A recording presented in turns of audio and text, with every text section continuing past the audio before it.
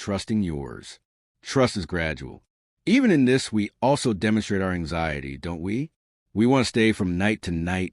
Friends, from night to day, we want to speed up time. What could be the risk? In this attitude? In this choice? When we talk about time and dealing with time, I really like this text from Ecclesiastes.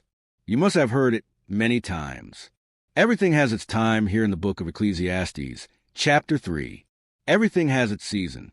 There is an opportune time for everything under heaven, a time to be born and a time to die, a time to plant, a time to uproot what was planted, a time to kill and a time to heal, a time to destroy and a time to build, a time to cry, a time to laugh, a time to mourn, a time to dance, a time to throw stones and a time to gather them, a time to embrace, and a time to turn away from embraces, a time to seek and a time to lose, a time to keep and a time to throw away our traces, a time to search and a time to lose, a time to keep and a time to throw away, a time to tear and a time to sow, a time to be silent and a time to speak, a time for love, a time for hate, a time for war, a time for peace.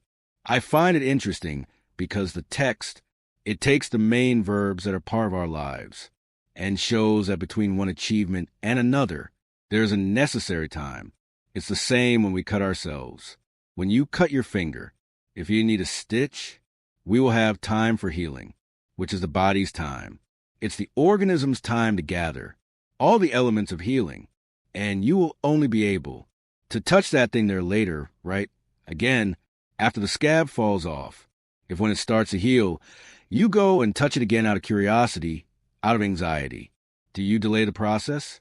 And sometimes we do the same thing with our issues. A person, for example, who needs to free themselves from an addiction, they have to go day by day. Sometimes it's not even day by Jimmy. We are hour by hour. When the addiction is very intense, we need to experience 1 hour at a time. I overcame the addiction to alcohol here now. During this hour, I managed to stay away from the company established and new. Fight for the new, now, for this new. And so we go. If I think I'm already cured and I pick up the glass, sir, I'll just take a little sniff. He is. Sometimes we go back to square one. We do the same.